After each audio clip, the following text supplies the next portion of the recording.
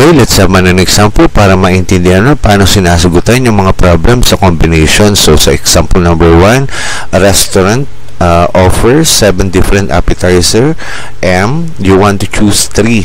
So, how many different combination of appetizers can you choose? Okay, so may 7 kang pinagpipilian daw na appetizers tapos pipili ka lang ng 3. So, ilang kombinasyon ang pwede mong mabuo? Okay, so let us solve. So, ang n natin ay 7 kasi yan yung number of items natin. Tapos, yung mga combination na dapat mong makuha ay ito.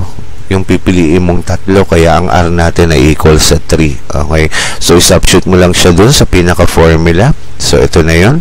That is n factorial over n minus r factorial times ng r factorial. So, ilan yung number of items natin? 7. So, kaya naging 7 factorial over 7 minus 3 factorial times ng 3 factorial. So, that will give you 7 factorial over 7 minus 3 is 4. Kaya naging 4 factorial yun times ng 3 factorial. So, pag pinindot mo sa calculator yan, 7 factorial over, okay, ng 4 factorial times ng 3 factorial, and that will give you 35. So, ibig sabihin, you have 35 combinations, okay, dito sa problem na ito, na kapag given ka ng 7 appetizers tapos 3 lang ang pipiliin mo dun sa 7 na yun, meron kang 35 combinations na pwedeng magawa. Okay? So, dito kaya ito combination kasi walang ayos. Okay, hindi niya sinabi sa iyo na yung unang appetizer, tapos itong pangalawang appetizer, tapos yung pangatlong appetizer ang unang choices mo. Hindi ganon. Ibig sabihin, kahit ano doon sa 7 na yun, kahit maghalo-halo, okay, yung pinaka-choices, pwede. Okay, kaya combination yung kailangan mong gamitin formula. Okay? So, sa problem number 2, from a group of 5 people, how many different teams of 3 can be formed? So, merong 5 tao. Ilang team ang mabubuo ko na ang laman ay 3. So, ibig sabihin, ang total number of items natin dito sa given problem ay 5. Okay? Tapos, yung R natin, yung number of combinations ay 3. Okay? Kaya, substitute mo siya ulit sa pinaka-formula. C, which is a combination, is equal to n factorial over n minus r factorial times r factorial. So, that will give you 5 factorial over 5 minus 3 factorial times 3 factorial, and that will give you 5 factorial over 2 factorial times 3 factorial. So, pag kinumplit mo yan sa calculator, that will give you 10. Okay, so ibig sabihin, you have 10 combinations na mabubuong team na binubuo dun sa 5 tao na yun, na yung bawat team na mabubuo mo ay tag-3 ang laman. Okay, yun yung sagot, okay, dito sa tanong na ito. So, ibig sabihin, kaya combination ito kasi wala naman siyang sinabing order ng pagkakaayos kapag bumuo ka ng team. Okay, so yun yung difference ng combination sa permutations mo. Okay? Ngayon naman ay talakayin natin ang binomial theorem. Okay, a binomial coefficient, often written as n choose k, or combination of n k, represents the number of ways to choose a subset of k elements from a set of n distinct elements where the order of selection doesn't matter. It's like this, okay, para maintindihan mo siya. Yung mga dating pinoproblema natin sa algebra, okay, na kunyari to the 10 to, okay, hirap na hirap tayo mag-expand yan, okay, para makuha lang natin yung pinakabuong equation na yun. Okay, ibig sabihin pala, dito sa topic ng probability, ang ginagamit palang formula doon para madali mo ma-expand siya ay combination formula. Okay? At sabi niya, ang pinaka-formula daw na yun, kapag in-applyan mo ng combination formula, okay, ito daw. Okay, yan. Okay? Yung x plus y to the n natin ay equal daw sa summation from 0 to n ng n, r, which is, this is the combination, okay, na formula na gagamitin mo mamaya, okay, which is nr. Okay, yan, kaya siya nakabilog yung binomial coefficient, yung mga number na nakikita mo, kunyari 10 x squared y cube, yan, ibig sabihin, etong 10, yan yung binomial coefficient mo, at ang formula na yun para ma-solve mo daw yung pinaka binomial coefficient ay combination formula. Okay, kaya may nr dyan. Tapos yung variable natin na x, that is yung exponent daw nun para ma-solve mo, katulad itong squared na yan, ang formula daw nun ay n minus r. Tapos Yung exponent naman ng y mo, ang ginagamit naman nun ay yung r mo. Okay? So, ibig sabihin, alam mo na yung pinag-uusapan natin ng n natin, that is the number of items, tapos ang r naman natin, that is the number of combinations na pwede mong makuha na walang order na pinag-uusapan. So, dito, makikita mo yung application ng probability mo sa pag-expand ng mga binomial equations mo. Kapag matataas na yung mga exponent niya, madali pala itong ma-solve using combination formula. At saka, madali mo rin ma-determine, kunyari sabihin natin doon sa ano yung magiging binomial coefficient kapag ganito yung pinaka-format ng equation niya, kunyari. Okay, yan. Ano daw yung number dito na pwede mong makuha? Okay. So, ibig sabihin, dito papasok yung combination formula. So, para maintindihan mo yung mga pinagsasabi natin dito, okay, magsasagot tayo ng mga problem tungkol dito sa binomial theorem using the combination formula. Okay? Okay, let's have an example para maintindihan mo yung binomial theorem na pinag-aralan lang natin kanina. So, sa number 1, what is the expansion of x plus y to the 4th? So, ang ginagawa natin dito, mano-mano natin yung minumultiply para makuha natin yung pinaka-sagot. So, dito sa probability topic na ito, matuturuan ka niya na mas madali pala itong ma-expand kapag gumagamit ka ng combination formula. So, susundan lang natin yung pinaka-formula kanina. Ito yun. Okay, yan. Yan. So, x plus y to the 4th is equal to the summation from 0 to 4 kasi 4 yung pinaka-maximum exponent nito. So, we will start doon sa pinaka-0. Yun ang sabi niya, di ba? From 0 up to n. O, di ibig sabihin that is 0 to 4. Okay? Tapos, yung pinaka-formula ng combination natin na 0, 4, okay? Ito yun. Yung kanina doon na nr, okay? Tapos, x to the n minus r, y to the r. So, ang una natin gagawin, okay? Dito tayo. Doon muna tayo. Pag nagsimula tayo sa r, which is 0, tapos ang n natin ay 4, okay? Tapos, sundan mo na itong formula, okay? X to the 4th minus ng 0 kasi ang r natin ay nagsimula sa 0. Tapos, ang exponent ng y mo, y to the r, diba? So, y to the 0 plus, okay? Dahil tapos ka na kay 0, okay? Magiging 1/4 naman yun nasa loob ng parenthesis na yun, okay? Pataas siya, okay? So, 1/4, tapos ganun ulit. Substitute mo dito, x to the 4 minus 1 kasi ang r mo na dito ay 1 na. Tapos, y to the 1 kasi y to the r to. Okay? Tapos, 2, 4 na ang gagamitin mo. Okay? So, 2, tsaka 4. Tapos, substitute mo ulit siya dito sa pinaka-formula na to. Kaya, naging x to the 4th minus 2. Tapos, y squared. Okay? Plus. So, 3, 4 na ang susunod. Okay? So, lalabas sa'yo doon kapag sinubstitute mo ang n mo ay 4 tas ang r mo ay 3. So, magiging x mo ay 4 minus 3. Okay, tas ang y mo naman ay magiging 3. Okay, dito sa formula na to. And then, the last, doon sa summation na yan ay 4, 4 na. Okay, kasi nandun na tayo sa last part ng r which is 4. So, kaya naging 4, 4 to. So, kaya magiging x to the 4 minus 4, y to the 4th. Okay, so let us simplify. So, ito, x to the 4th, tapos y to the 0. Any variable or any number raised to 0 is equal to 1. Kaya naging ganito yung formula niya. X to the 4th times 1. Tapos 0, 4. Tapos, dito na tayo sa pangalawa. So, 4 minus 3, that will give you x cubed. Tapos, y to the 1, that is y. Okay?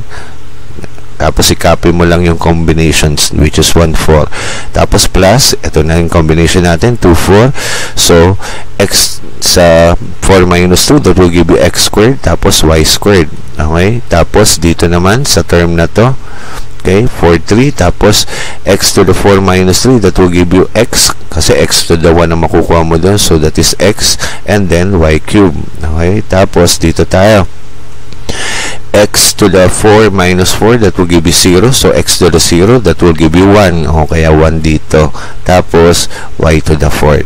Okay? Now, let us simplify. I-multiply mo na lahat yung dapat i-multiply. So, dito, ito na yung simplification data mo. 1 times x to the 4, that will give you x to the 4th. Tapos ito, stay pa rin to. Okay, x cubed y. X squared times y squared, that will give you x squared y squared. X times ng y cubed, that will give you x times y cubed. And then, 1 times y to the 4, that will give you y to the 4th. Okay, so, para masolve na natin yung pinaka binomial coefficient, ito yun yung nasa loob, yung mga numbers sa loob ng parenthesis na yan. Ang gagamitin mo ay yung combination formula na pinag-aralan mo kanina. Okay, n factorial, okay, yan yung formula natin, over, okay, ng n minus r factorial, okay, yan, times ng r factorial. O, yan. Okay? So, yan ang susundan mo dito. So, ang n mo, ito, tapos ito yung r mo. Kaya kapag sinubstitute mo yung 4-0 yan sa formula na to, ito yung lalabas, 4 factorial over 4 factorial, 0 factorial. Kaya naging 4 factorial yun kasi 4 minus 0. Okay? That will give you 4. O kaya naging 4 factorial yun. Okay? Tapos, dito naman, 1, 4. 4 si n, tapos ang r mo ay 1. Okay? Kaya, 4 factorial, tapos 4 minus 1, that will give you 3. Kaya naging 3 factorial to. Tapos, ang r mo is 1 factorial. Okay? So, ganun din dito. Okay? Sa may, ito pa lang tayo. So, may 4, 2. So, 4 ang n natin, tapos 2 naman ang r mo. So, substitute mo yan dito sa formula. That will give you 4 factorial. Okay? Over 4 minus 2, that will give you 2 factorial. Kaya naging 2 factorial to. Times ng r mo, which is 2 factorial. Okay? So, dito na tayo. Okay? Sa term na to, which is 4, 3. So, substitute mo ulit. 4 factorial over 4 minus 3. That will give you 1 factorial. Kaya naging 1 factorial yun. Okay? Tapos, ang r natin ay 3 factorial kasi ito yung r. Okay? Tapos, dito na tayo sa last term, which is 4 ang n mo, tapos ang r mo ay 4 din. So, substitute mo yan dito. That will give you n, which is 4, kaya naging 4 factorial to, tas 4 minus 4, that will give you 0 factorial, kaya naging 0 factorial to, tapos r factorial, which is 4 factorial. Okay, so, pindutin mo lahat yan. Okay, ang mga may factorial na yan sa calculator, masosolve mo siya. Itong una, okay, na may mga factorial data, 4 factorial over 4 factorial, times 0 factorial, that will give you 1 pag pinindot sa calculator. Tapos, ito din, 4 factorial over 3 factorial times 1 factorial, pag pinindot mo sa calc, yan ang lalabas sa sagot sa'yo, 4. Tapos, 4 factorial over ng 2 factorial times 2 factorial, pag pinindot mo yan sa calc, yung lalabas sa sagot sa'yo, 6. Tapos, dito naman, 4 factorial over 1 factorial times 3 factorial, that will give you 4. Okay? Tapos, 4 factorial over 0 factorial times 4 factorial, that will give you 1. Okay? So, ibig sabihin, kailangan mo ng calc dito para masolve mo lahat yung pinaka-problem sa topic na ito. Okay? So, let us simplify. Distribute mo lang yung mga number na yun sa bawat variable na yun and you will get the answer. Okay? So, 1 times x to the 4, that will give you x to the 4th. 4 times ng x cubed y cubed, that will give you 4 x cubed y cubed. Y. Okay? Tapos, 6 times ng x squared times y squared, that will give you 6 x squared y squared. Okay? Tapos, 4 times ng x y cubed, that will give 4 x y cubed, plus 1 times y to the 4th, that will give you y to the 4th. So, ibig sabihin, itong expansion na ito, okay, yan yung pinakasagot kapag in-expand mo tong x plus y to the 4th. Okay, using the combination formula, which is the binomial theorem. Ang ginagawa mo yan dati, ganito, okay, iniisa-isa mo siya. X plus y, okay, ganyan. Tapos, ganyan, x plus y, oh, trabaho din. So, you use the FOIL method, you will get x squared, okay, tapos xy, tapos xy din dito. So, that will give you plus 2xy. Okay? Plus y squared. O, yan. Tapos, dahil nakakadalawa ka pa lang, i-multiply mo ulit yan ng x plus y. Okay? Yan. Tapos, yung sagot na makukuha mo ulit doon, i-multiply mo ulit ng x plus y. And then, ang makukuha mong sagot dyan, parehas lang din dito sa nakuha mo. Okay? So, ibig sabihin, binigyan ka lang ng another options dito. Okay? Kung paano isolve ng mas madali. Madali pa siya kung to the fourth lang. Paano kunyari ang mga exponent na to the 10 na? Sa tingin mo kaya, madali kayang mag-FOIL method kapag gano'n ang gagawin mo, kapag kunyari yung dami ng exponent ay masyadong mataas na. Okay? So, that is the reason kung bakit ginagamit itong technique na ito, para kahit gaano kalaki yung pinaka-exponent, itong pinaka-binomial equation mo, ma-expand mo siya ng mabilis. Okay? Okay, let's have another example. So, number 2, what is the coefficient of x to the 12, y to the 13 in the expansion of x plus y to the 25? Ibig sabihin, pag in-expand mo yung x plus y to the 25 na yan, may term na lalabas na x to the 12, y to the 13. Ano daw yung coefficient na dala-dala niyan? Okay? Yung mismong term na yan. Okay? So, dito papasok ulit yung formulang pinag-aralan mo lang kanina. Ito yun. Okay, yung may combination formula, which is NR, which is the combination formula para masolve natin yung binomial coefficient, tapos yung given data, which is x to the 12, y to the 13. So, anong n natin? Okay, ito yun. Okay, yan. Diba, x plus y to the n ang formula nun pag binalikan mo yung formula. So, kaya ang data natin 25, yung n natin, tapos yung r mo, diba yung r natin, lagi yun yung exponent ng y mo. O, yan. Kaya 13 yun. Okay? So, pag binalikan mo yung pinaka-formula, makukuha mo kung bakit ganyan yung naging data niya.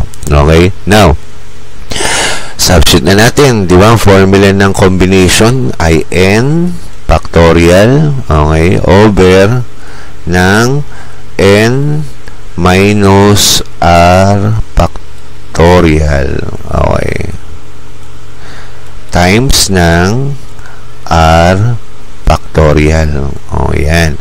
So, ang n natin, 25, kaya naging 25 factorial yan. Over, tapos ang n natin, 25 minus 13, kaya ito yun. Okay? 25 minus 13 factorial times ng r factorial, which is 13 factorial.